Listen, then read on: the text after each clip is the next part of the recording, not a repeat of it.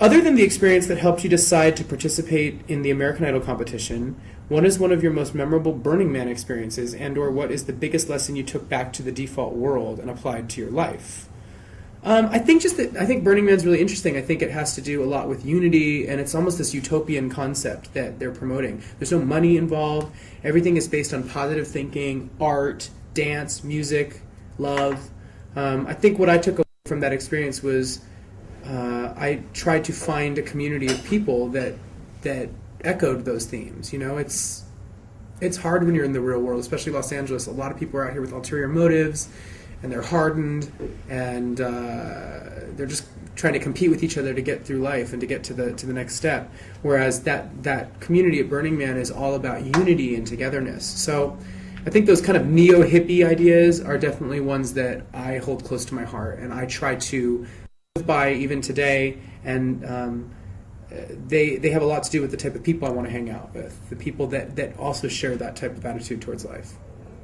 Good question. What does it feel like to find your fans and audience singing your song lyrics back to you when you perform live? What did it feel like the very first time you noticed it happen? I remember this summer during a couple performances of Mad World, I was close enough to the edge of the stage and it was quiet enough where I could hear people singing along. I think that's great. I think it's awesome. I like that you guys are excited and into it. I think it's awesome. Even this weekend I was in New York doing some concerts, and people knew the lyrics to What Do You Want From Me, which was exciting. So I encourage you, sing along. Oh. There's more questions. Okay. Oh, there's more coming. Only if I whisper.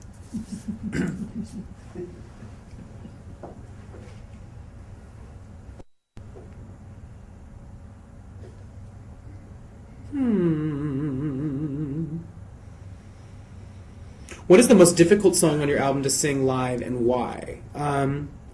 We haven't done every single song yet live. We've done the majority of them. Soaked is tough. I mean, that's a real ballad. That one's hard. Actually, If I Had You is a really difficult song to sing. I don't really know why. I think just the rhythm of it and the phrasing, and when it gets in the chorus, just something about what key it's in and the notes. It's tough. It's hard. But I love singing it because I think it's a dope song. Hey Adam, I love your song Sleepwalker, and it made me wonder, do you ever walk or talk in your sleep, or maybe even sing in your sleep? Well, you know, I actually don't think I am a sleepwalker. Someone told me I spoke in my sleep once, but I don't think it's a real recurring thing. Yeah, I don't think I do. We know that you and Lady Gaga briefly discussed the There He Goes line in Fever and decided to just go for it. Are there any eyebrows at 19 RCA raised, or did they sort of fly under the radar? You know, I'm really lucky. My management and the label that I'm on have been incredibly supportive, and I'm not just being PC by saying that. They have been behind me 100% in what I wanted to do creatively. And they know it's time to progress as an artist in society a little bit. You know, the simple fact of the matter is that it's not really RCA and 19 that dictate how a lot of this works. Radio stations have a lot of power, and they kind of dictate what happens and what doesn't work. And unfortunately, sometimes there's certain lyrics in songs that are controversial, and I know that there's probably a lot of radio programmers out there that don't want to scare away their viewers, and I can understand that. So it's really a simple game of kind of going, what can we do that's easily digestible and non-offensive? Radio is on everywhere. It's easily accessed. It has to be appropriate. But Gaga and I sat down when we were recording Fever, and the There He Goes line, I said, well, I can't say There She Goes because no one's going to believe that. And I don't want to say There You Go because it's kind of cool that we're talking about the same sex. I mean, it's the one song on the album that specifically references the member of the same sex. And I think that's cool. That's a part of who I am as a person and as an artist, and I don't think it's a big surprise. Everybody knows what my orientation is, so why can't I have a lyric kind of fitting that?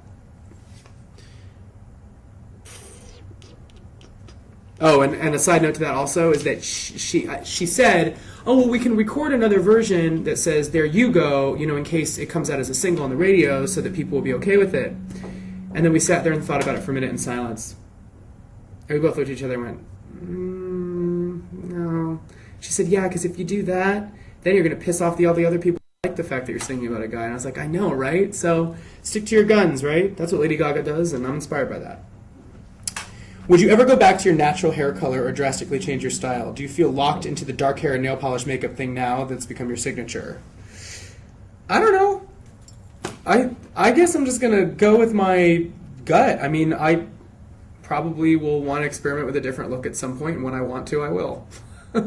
The natural hair color, probably not. I look like Opie, and it's just freckles and strawberry blonde hair are not very rock and roll to me. And I look 12 that way. So I like to look a little more exotic, a little bit more over the top, theatrical. I like the dark pops. I could see myself maybe bleaching it one day to like that white color. That'd be kind of fun. But no time soon, don't worry. Don't worry. What's the craziest thing that has happened unexpectedly while you were on stage, and how did you react to it? Oh, when that chick threw a dildo at me in Toronto, that was unexpected. It hit me in the leg during Whole Lotta Love, and I kicked a whole lot of that love right back. Didn't expect that. No more sex toys on stage, guys. Come on. Although I kind of laughed. It was kind of funny. But don't throw it at me. If you're going to throw something on stage, just throw it onto the stage. Don't throw it at me. It's not necessary. Would you ever do another reality show like The Amazing Race or Adam's Rock of Love? I think I had my fill of reality TV. I'm really thankful for American Idol. It put me where I am today. But I want to really focus more on making music and things that go with my music.